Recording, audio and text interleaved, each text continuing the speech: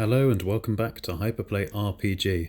Something a little bit special for you today to celebrate us nearing the 1000 subscriber mark, and if you haven't subscribed yet, please do. Because today we have a battle royale between the three best budget handheld emulation consoles from China for all your retro gaming needs. We have the R36S against the Anbernic RG35XXH, and rounding off the trio, the Powkiddy X55.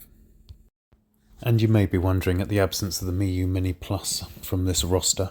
Well, the R36S is cheaper than the Miyoo Mini Plus and has a better screen, albeit the Miyoo Mini Plus has better build quality in terms of its plastics and buttons.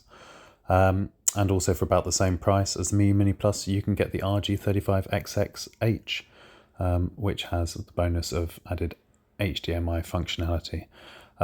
So really what the Miyoo Mini Plus mostly has going for it is its operating system. The highly regarded Onion OS, which you can buy a Miyoo Mini Plus with Onion OS already installed. And Onion OS has great functionality on the Miyoo Mini Plus. It's also improved the DS emulation, but it doesn't make the machine any more powerful, and we believe that the R36S and the RG35XXH are better options depending on what you're looking for in terms of screen or HDMI output, which, just to be clear, the Miyoo Mini Plus doesn't have. Anyway, enough about the Miyoo Mini Plus. Let's get back to it and start doing our deep dive reviews of the R36S, the H, and the X55. Let's go. And what we're going to do is look at 6 different categories for each of these handhelds, score them out of 10, and then tot up the final total so you can see who wins and who is the best budget handheld emulation console. Our 6 categories are price, performance, that includes the software and the operating system, the screen, ergonomics, materials, including the buttons, and portability.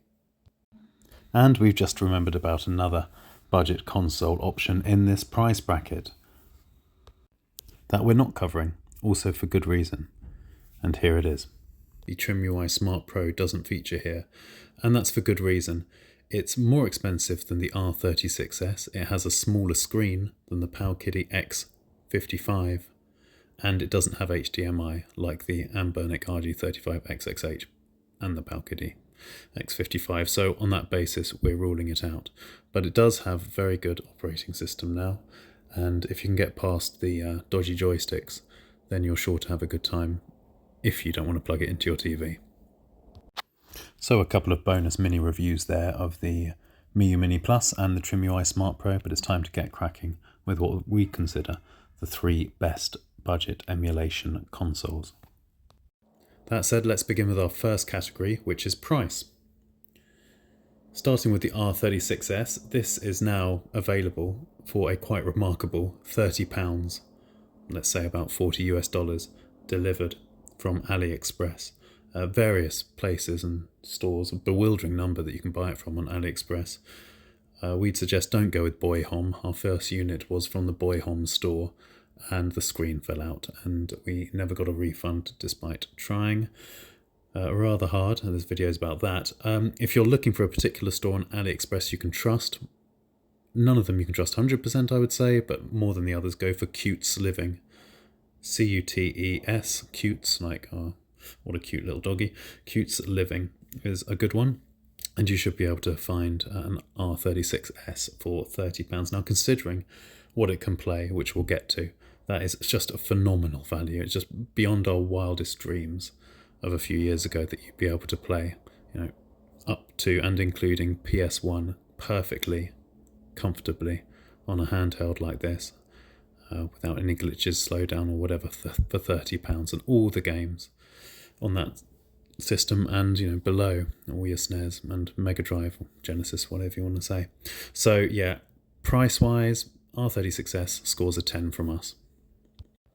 Likewise, the Anbernic RG35XXH, we'll just call it the H from now on, can be had for around £40 delivered, again on AliExpress. or you can buy from Anbernic's website for a little bit more. But there is an Anbernic direct store as one of the sellers on AliExpress, and they're offering it for about £40 delivered. And considering you get HDMI with that as well, then yeah, for the extra £10 to £15, maybe an extra $15 more than the R36S, yeah, the fantastic value. So the H for price scores a 9 out of 10 from us. And last in this category, but very much not least, the Powkiddy X55. Price-wise, we got it for £55, so probably about 70 US dollars, delivered with no extra charges from Powkiddy's own website, powkiddy.com. And we'll put a link in the description below with a discount coupon. And so yes, a little bit more again than the H, but you do get that bigger screen, which we'll come on to. And HDMI, of course. So the Powkiddy X55 gets an 8 out of 10 for price. Our next category, appropriately enough, is performance, because price is nothing without performance.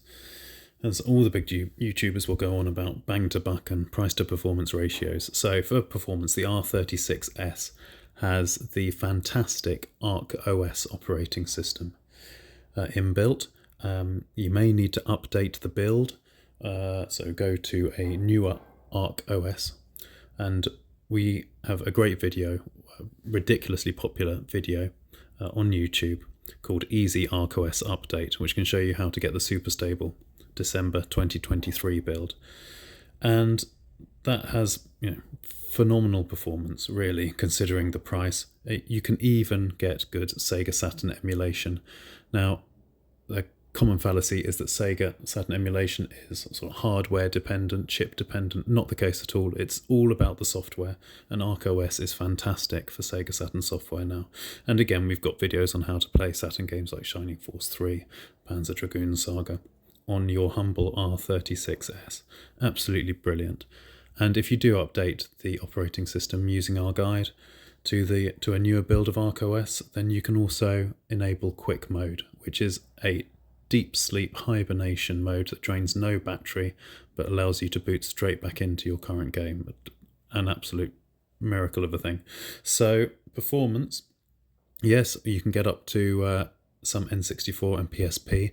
Gets a bit choppy around there. You wouldn't be able to get GoldenEye running very well on the N64, but you can get a little bit of PSP and some of the lighter N64 games. But as we said earlier, up to PlayStation 1 and below, absolutely glorious. So 8 out of 10 will give the R36S for its performance. It's not got as strong a chip as the other two consoles that we're reviewing, but that ArcOS is a beast. So 8 out of 10. Okay, moving along to the H. Now, performance-wise, when you factor in the operating system, the stock operating system, it's a bit of a controversial area, because a lot of the big YouTubers were up in arms about, oh, wasn't it terrible, Anbernic's stock OS, it should be so much better. They've had years to improve it. I remember Joey's Retro Handhelds, and Joey's very good. He was not impressed with the H's original stock operating system. But it has been updated since, and to be honest, we found the original stock operating system absolutely serviceable.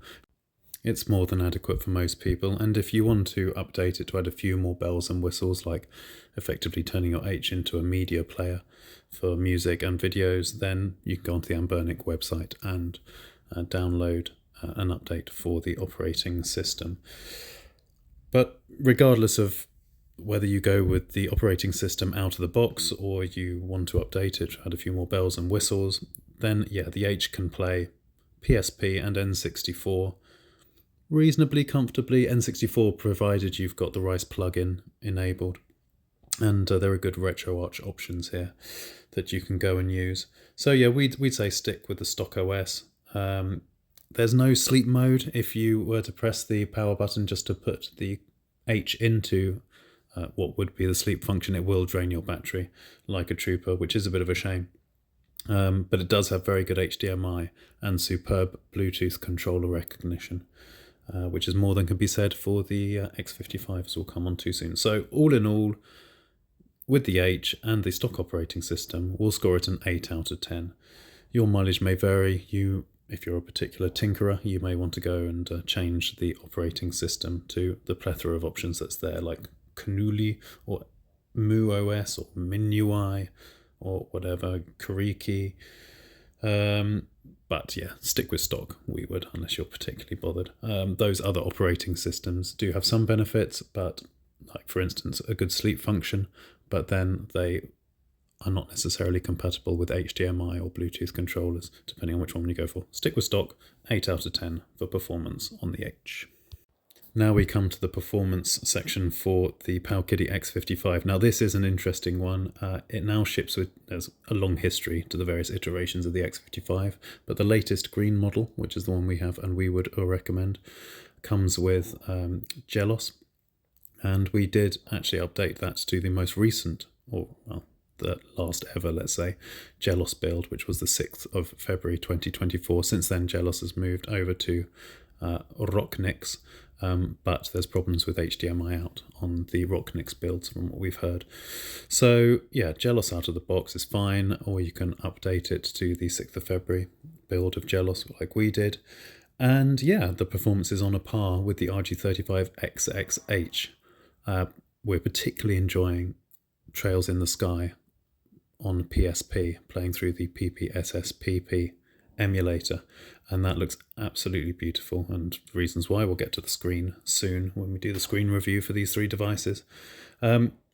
N64, surprisingly, can be a bit tricky, not quite so consistent as, for instance, the R36S. Yeah, really quite bizarre. You do need the RICE plugin again, needs a bit of tinkering. Also, we've come across quite a few issues with regard to the operating system of the X55. For instance, a battery showing as 0% when it's not. We got a video out about how to fix that. Losing audio on PlayStation emulator and PSP emulator, and we're going to do a video about how to fix that too. Essentially, you need to go bizarrely into the RetroArch settings in the tools option and change to pulse for your audio setting within RetroArch, and then that will fix it seemingly for the entire device. Quite bizarre. Can't quite understand why that's the case, but you do get great HDMI on the X55. It looks absolutely stunning up on the screen. It translates really well through the mini HDMI cable. And as I alluded to before, Bluetooth connection for controllers is not so good for us and not so good for others. We have to use a USB-C to USB-C lead to connect the 8-bit DO SN30 Pro controller we have to the X55 unit using that cable and the OTG port, but then it's fine. So yeah, bit of a mixed bag. Gelos is very good, but there are definitely some quirks to the X55's operating system and performance. But for our purposes, playing Trails in the Sky on PSP at 2x native resolution, absolutely glorious. Thoroughly enjoying that, and yeah, sounds really good out of those speakers too. So despite the missteps, we give the X55 a 7 out of 10 for performance.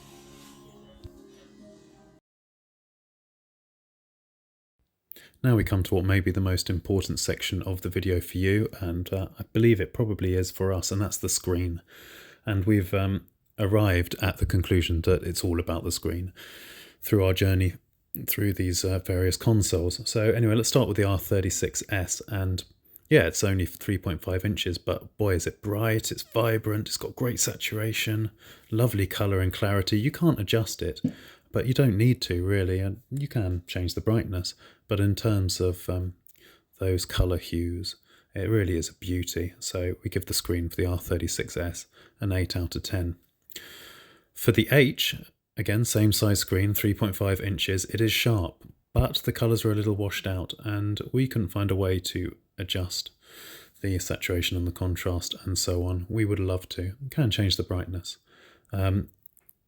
It's a bit of a disappointment, and it does actually make the screen feel a little bit smaller than the R36S, even though they're the same size, just because the colours pop so much on that R36S. So yes, perfectly serviceable on the H, but doesn't look quite as great as the R36S. So screen for the H scores 7 out of 10. Okay, here we go, reviewing the screen of the X55. And laying our cards on the table, this is why we bought the Powkiddy X55. It was about that screen. We'd played through Tengai Makyore Zero Super Famicom RPG on the H, and it was just too small. The screen was too small and too dull on the H for us to truly enjoy the game as much as we did when plugging it in. It was absolutely fine when we plugged in the console onto the TV and we could play that fantastic RPG, and the colours really popping on our ancient Sony Bravia TV from 2008. But the H just wasn't up to it screen-wise. We gave the H a 7 out of 10. It's fine.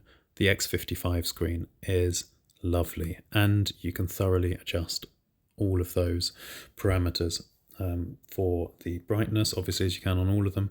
We have the brightness set to about 6 or 7 generally on the X55.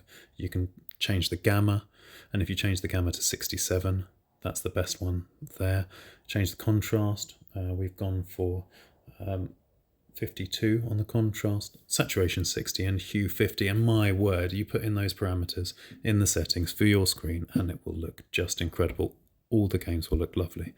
Cannot stress enough how good the X55 screen is. And you may be thinking, well, why do you need a widescreen when you're mostly going to be playing retro games that have been produced in a 3:2 aspect ratio? And the point is that this is a 5.5 inch screen, and that actually doesn't really mean much. What you need to know is the verticality of the screen, the measurement from top to bottom. And whereas on a 3.5 inch screen, obviously that's the diagonal, the vertical distance is 5.4 centimeters, or just over 2 inches.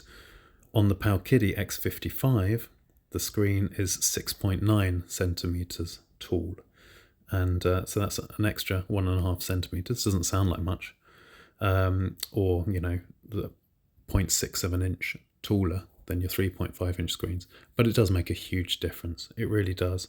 So you've got more, and a bit of a wanky term, don't really like it, but you've got more real estate to play with in terms of the verticality. So yeah, that extra verticality you get on the X55 means that you can see so much more of your favourite games. And yeah, you might have some borders on the right and left when playing your 3:2s, but you could stretch that a tiny bit, but you don't need to. It looks great, and the screen is bigger, better, and more colourful than the H, and just as colourful as the R36S. So the screen for the X55 scores a whopping 10 out of 10.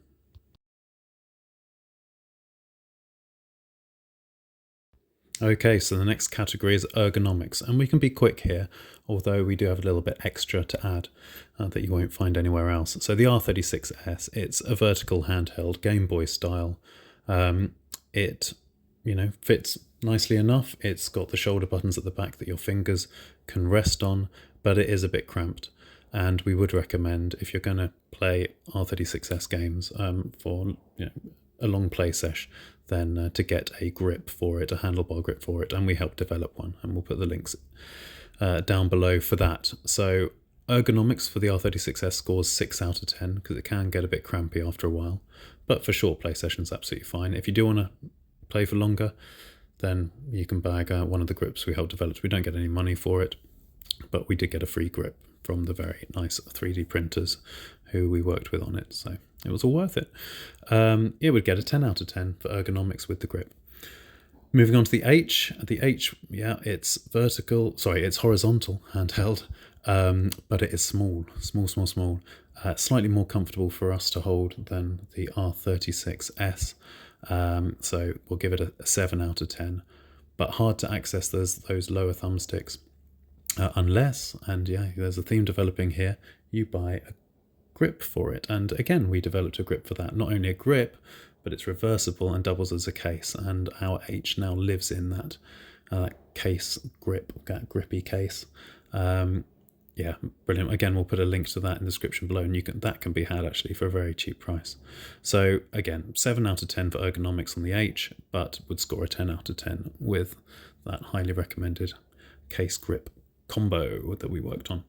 The X55 is bigger. It's got effectively handles for your hands to nestle on. Perfect for long play sessions. Will cramp a little bit after a while, particularly if you're accessing, the bottom button regularly, like you probably are on the PlayStation emulators, PSP emulators, because the bottom of the 4 buttons is it corresponds to the X on the PlayStation controller. But yeah, 9 out of 10 for sure on the X55. It's lovely to hold.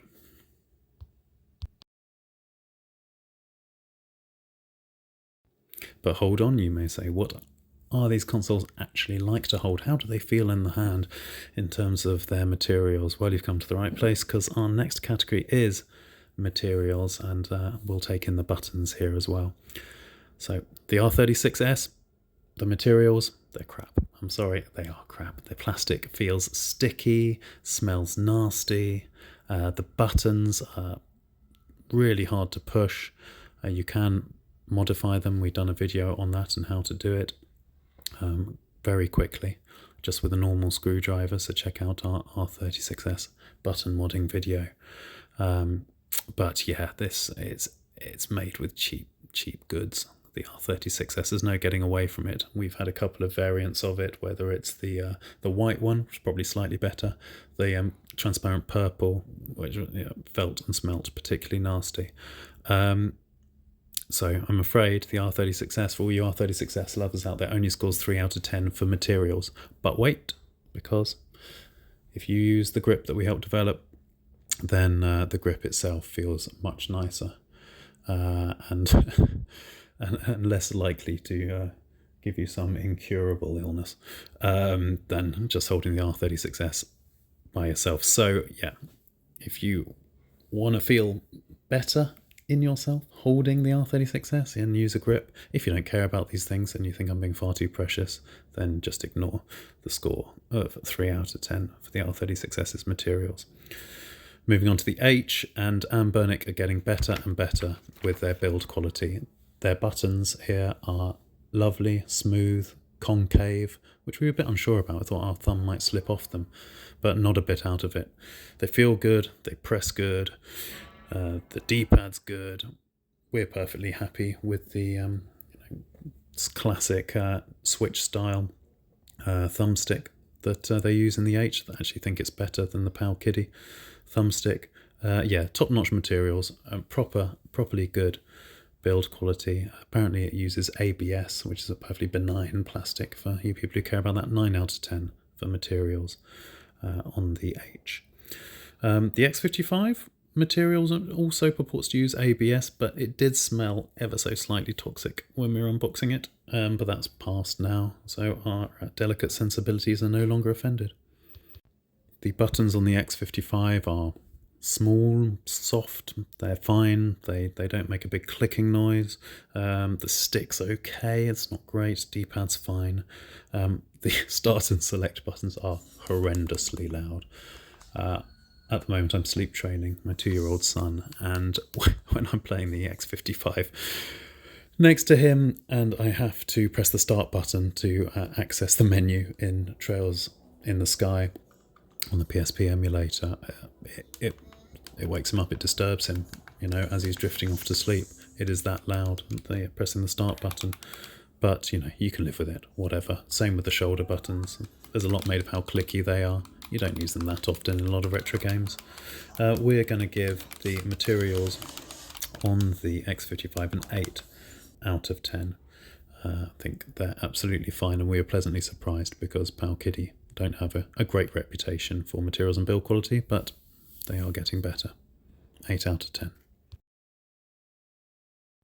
Okay, my retro gaming chums, well done for sticking with us this far. We're through to the last category, and that's portability.